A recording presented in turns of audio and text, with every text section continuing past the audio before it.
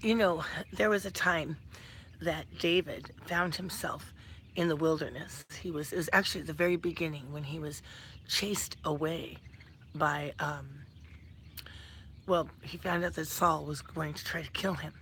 So he left the palace and he went out into the wilderness. And he was in the wilderness. He was very vulnerable and he was alone. And I'm sure he was full of fear. And he went to a local city and he went to the priests and he kind of asked for some help from the priest. It was Ahimelech, the priest, and he was asking, don't you have a sword or a spear I could have? And it says in 1 Samuel 20:21, excuse me, he asked him that, and he said, don't you have that? And the priest said, well, I have the sword of Goliath, the Philistine, whom you killed in the valley of Elah. There it is. It's wrapped in a cloth behind the ephod. If you will take that, take it, for there is no other except that one that's here. And David said, there is none like it. Give it to me.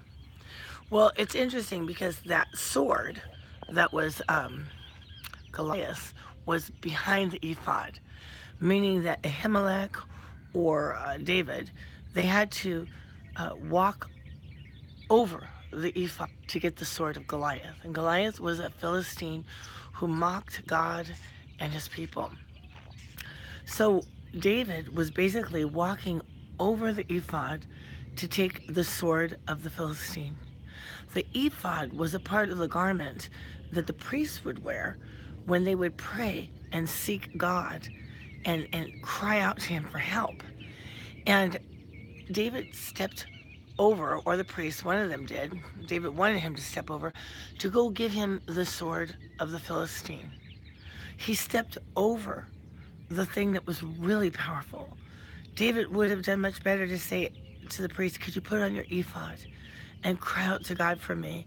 I'm vulnerable. My enemies are pursuing me. But he stepped past an ephod because he was looking for a sword. He was looking for something he could use to fight the enemies. But he was no match. And even if he had the sword, what was he going to do against Saul and all of the armies that would pursue him? Oftentimes we step over the ephod and we take the sword. We get right away to try to solve our problems rather than stop and seek God about our problems. Brothers and sisters, you have time to pray. You have time to pray, or you need to make time to pray. You need to drop the sword of the Philistine and pick up the ephod and say, oh God, you have weapons that are mighty to the pulling down of strongholds.